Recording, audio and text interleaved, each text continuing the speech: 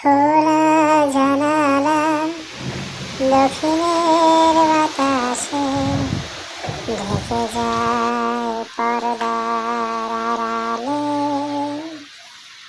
তখন তুমি এসে এসে বলে দাও আছি তোমার পাশে।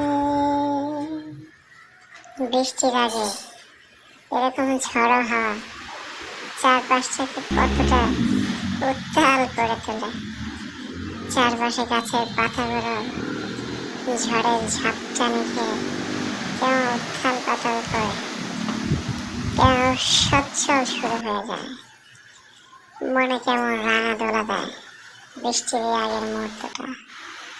আস্তে আস্তে বৃষ্টি শুরু হয়, ঝুমঝুম আওয়াজ, খুব ভালো লাগে।